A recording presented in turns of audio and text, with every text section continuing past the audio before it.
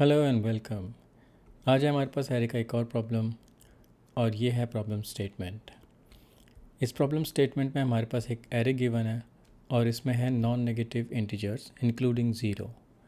हमारा गोल है लेफ़्ट से स्टार्ट करना, कुछ जंप्स लेके राइट तक पहुंचना और ये पता लगाना कि मिनिमम कितनी जंप्स में हम लास्ट एलिमेंट तक पहुंच सकते हैं।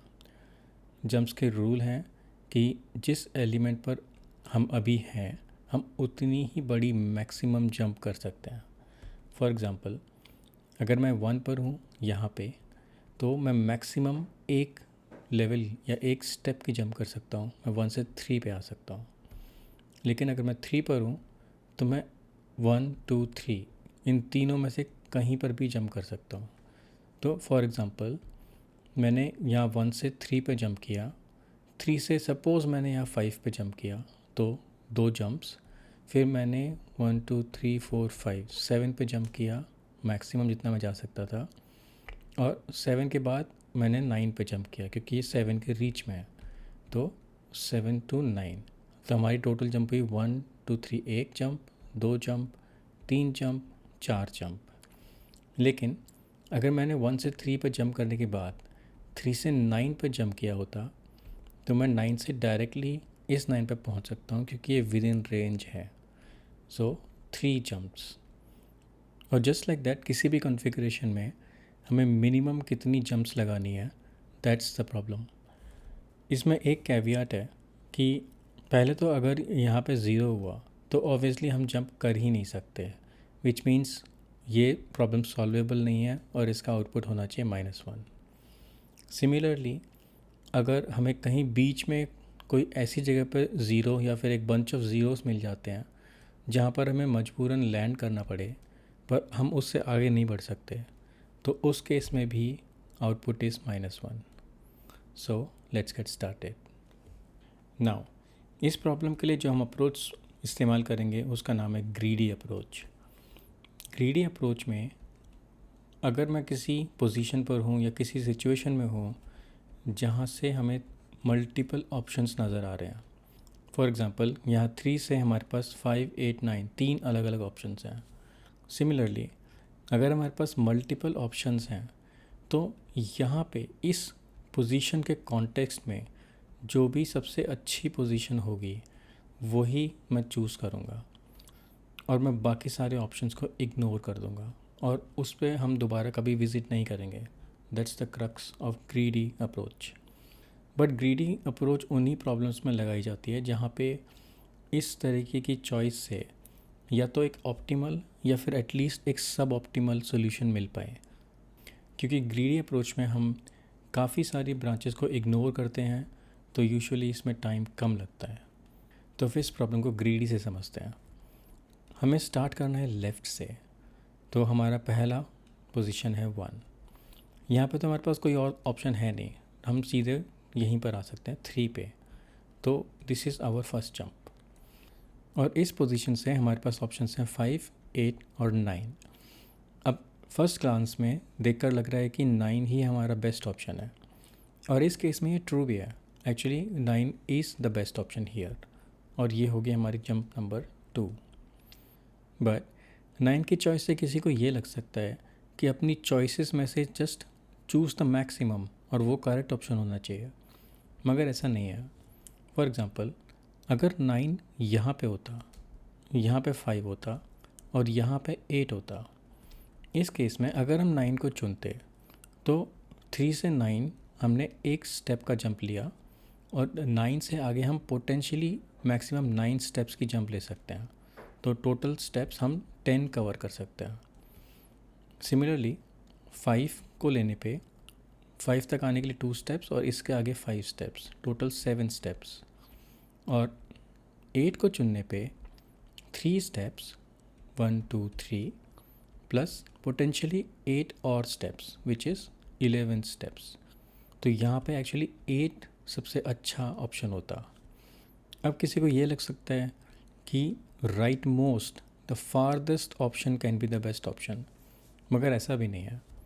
फॉर एग्ज़ाम्पल, अगर यहाँ पे 9 होता लेकिन यहाँ पे कोई बड़ा नंबर होता, फॉर एग्ज़ाम्पल 18 होता और यहाँ पे 5, तो यू कैन सी कि यहाँ से हमें 6 स्टेप्स मिलते हैं, यहाँ पे हमें 20 स्टेप्स मिलते हैं, और यहाँ पे हमको 9, 10, 11, 12 स्टेप्स का जंप मैक्सिमम मिलता, और इस केस में हमारे पास 18 बेस्ट ऑप्शन होता। तो इसका एक्चुअल लॉजिक क्या बनेगा? एक्चुअली ये जो नंबर्स हमने कैलकुलेट किए, यही इसका लॉजिक है। जो भी हमें मैक्सिमम पोटेंशियल जंप देगा वो ही हमारा ऑप्टिमम सॉल्यूशन होगा। सो इस पोजीशन से हमारी ऑप्शन तक पहुंचने के लिए कितने स्टेप्स का हमें जंप मिला, और इस ऑप्शन से हमें आगे कितना बड़ा जंप मिल सकता है, इसका जो सम है, इसी की मैक्सिमम वैल्यू हमको चाहिए। और इस केस में हमें ये मैक्सिमम वैल्यू यहाँ से मिलती है, विच इज़ 12। अब सिमिलरली अगर यहाँ से आगे और एरे होती तो हमें इसके सारे ऑप्शंस इवेल्युएट करने होते। फॉर एग्ज़ाम्पल यहाँ से हमें मिलता 3, यहाँ से हमें मिलता 8, यहाँ से मिलता 9 एंड सो ऑन। और इनमें से जो भी मैक्सिमम पोटेंशियल जंप हमको देखने को मिलती है, that would have been the best option to choose. और यही एल्गोरिथम हम इम्प्लीमेंट करेंगे। इसका इम्प्लीमेंटेशन 2 स्टेप्स में होगा। पहले स्टेप में हम एक फंक्शन लिखेंगे जिसमें गिवन द एरे और गिवन द पोजीशन, हम अभी करंट पोजीशन पे कहाँ हैं, उस पोजीशन से हमारा बेस्ट चॉइस कौन सा है। फॉर एग्ज़ाम्पल अगर यहाँ पर 3 है तो मैं आगे 3 नंबर्स को स्कैन करना होगा, 5, 8 और 9। हर एक नंबर के लिए यहाँ से उसका डिस्टेंस प्लस वो एलिमेंट, यहाँ से इसका डिस्टेंस प्लस वो एलिमेंट, यहाँ से इसका डिस्टेंस प्लस वो एलिमेंट, और इन तीनों में जो मैक्सिमम वैल्यू आएगी वो हम रिटर्न कर देंगे। इस रिटर्न के साथ ही हम अपनी एक जंप को भी काउंट करेंगे। सेकंड जो स्टेप है, उस स्टेप में हम लेफ़्ट से स्टार्ट करके हर एक एलिमेंट के लिए इसी मेथड को कॉल करेंगे। ये हमें बताएगा कि आगे यहाँ पे जाना है। फिर हम अगली बार इस पोजीशन से सेम फंक्शन कॉल करेंगे, और फिर हमें शायद वो आगे बताएगा कि यहाँ जाना है एंड सो ऑन। अब इम्प्लीमेंट करने से पहले 2-4 चीज़ें और देख लेते हैं। पहला, अगर यहाँ पे स्टार्टिंग में ही 0 है तो सीधे -1 रिटर्न कर सकते हैं, हमें आगे जाने की ज़रूरत नहीं है। दूसरा, अगर हमारी बेस्ट पोजीशन पे 1 कभी हमें मिलता है तो हमें एल्गोरिथम की ज़रूरत नहीं है, क्योंकि हमारे पास एक ही चॉइस है, हम बस एक स्टेप आगे जा सकते हैं। तीसरा, अगर हमारी इस एल्गोरिथम ने जो हमें पोजीशन रिटर्न की है वहाँ पर 0 है तो इसका मतलब हम और आगे नहीं जा सकते हैं। तो चलिए इसे इम्प्लीमेंट करते हैं। सो फर्स्ट स्टेप, हमें यहाँ पर एक एरे गिवन है और करंट पोजीशन गिवन है। नाउ अगर हमारी करंट पोजीशन ऑलरेडी एरे की लास्ट पोजीशन है या उससे आगे है, एरे की लास्ट पोजीशन होती है -1, तो हमें सीधे एरे की लेंथ -1 हम यहाँ से रिटर्न कर सकते हैं, बिकॉज हम ऑलरेडी एरे की लास्ट तक पहुँच चुके हैं। सेकेंड, अगर एरे का करंट एलिमेंट 1 है तो हम रिटर्न कर सकते हैं करंट +1। अब हम एक वेरिएबल बना लेते हैं जिसमें हम बोलते हैं कि हम मैक्सिमम कितना आगे जा सकते हैं, तो वो होगा current position plus current position पे जो एलिमेंट है उसका सम। अब अगर ये जंप ही हमको एरे के एकदम लास्ट में ले जा पाए, इसका मतलब max jump is greater than equal to array dot length -1। इसका मतलब ये जंप अकेली हमको एरे के एकदम लास्ट में ले जाएगी, तो हमारा प्रॉब्लम ऑलरेडी सॉल्व हो चुका है, हमको और ज़्यादा लूप करने की ज़रूरत नहीं है। अब हम एक वेरिएबल चाहिए जिसमें हम अभी तक की मैक्स जंप जो भी हमको पता लगी है वो स्टोर करेंगे, और उस मैक्स जंप का इंडेक्स क्या है हम वो यहाँ पे स्टोर करेंगे। अब जो हमारा मेन लूप है वो हम लोग करेंट पोजीशन +1 से स्टार्ट करेंगे, बिकॉज करंट पोजीशन पर तो हम ऑलरेडी हैं, उससे आगे जंप स्कैन करनी है, और आई की जो वैल्यू है वो मैक्स जंप से ऊपर नहीं जा सकती। लेकिन अगर इस बीच बाई चांस आई एरे की लेंथ से ही आगे निकल गया तो हम सीधे एरे डॉट लेंथ को रिटर्न कर सकते हैं। ये एक सेफ्टी चेक है, जस्ट टू मेक श्योर कि हमें array index out of bound error ना मिले। नाउ अगर हमारा आई प्लस एरे ऑफ आई हमारे मैक्स जंप से ज़्यादा बड़ा है, ग्रेटर या इक्वल है, तो हम लोग मान लेंगे कि हमें एक नया मैक्स जंप मिल गया है जो कि आई प्लस एरे आई है, और यही हमारा इंडेक्स भी होगा। इसका मतलब जो हमारा इंडेक्स जिस पे हमको जंप करना है वो आई होना चाहिए, और फॉर लूप ख़त्म होने के बाद हम लोग इसको रिटर्न कर सकते हैं। अब हम स्टेप 2 को इम्प्लीमेंट करेंगे। सो फर्स्ट चेक फर्स्ट, अगर array of 0 equals 0 which means पहला ही एलिमेंट 0, रिटर्न -1 राइट अवे। उसके बाद एक करंट का एक वेरिएबल बना लेते हैं जो ट्रैक रखेगा कि हमारा नेक्स्ट इंडेक्स कौन सा है, और ये इंडेक्स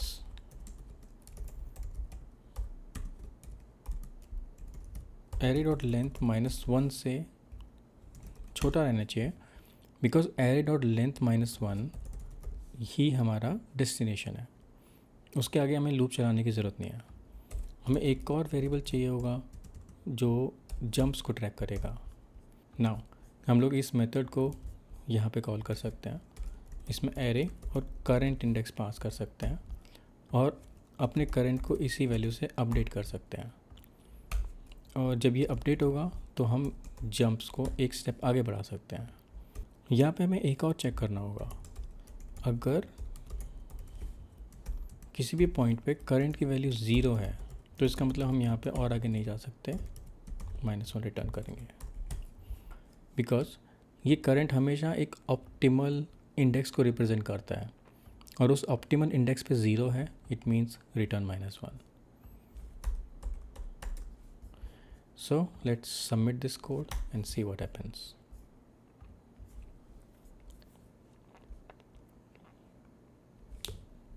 So थोड़ा सा डिबग करने के बाद एक तो चीज़ ये थी कि ये करंट की value strictly less than array of length -1 होना चाहिए, क्योंकि अगर हम एरे डॉट लेंथ -1 पे ऑलरेडी हैं तो हमें और जंप्स की ज़रूरत नहीं है। सेकेंड थिंग, आई को यहाँ पे मैंने लेस देन कर दिया था, ये लेस देन इक्वल्स टू होना चाहिए, क्योंकि हमें सारी पोजीशन करंट +1 से लेके मैक्स जंप ये सारे एक्सप्लोर करने हैं। तो चलो इसे सबमिट करते हैं।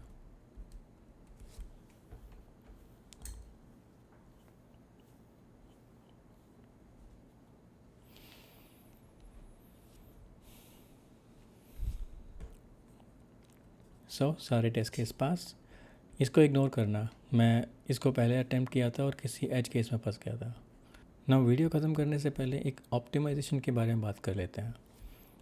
हमने यहाँ पे किसी भी एलिमेंट से जब आगे स्कैन किया था तो हमने तीनों एलिमेंट स्कैन किए थे। अब मान लो कि हमें यहाँ पर 18 मिला था, मान लो यहाँ पे 18 होता, हमें यहाँ पे 18 मिला ऑप्टिमम सॉल्यूशन। उसके बाद जब हम 8 से दोबारा शुरू करेंगे, यहाँ पे 18 से दोबारा शुरू करेंगे, उसमें हमें 9 को स्कैन करने की ज़रूरत नहीं है, क्योंकि 9 को हमने 3 के टाइम ही स्कैन कर लिया था। और अगर ये वायबल ऑप्शन होता तो हमें इस 3 के टाइम ही ये मिल चुका होता।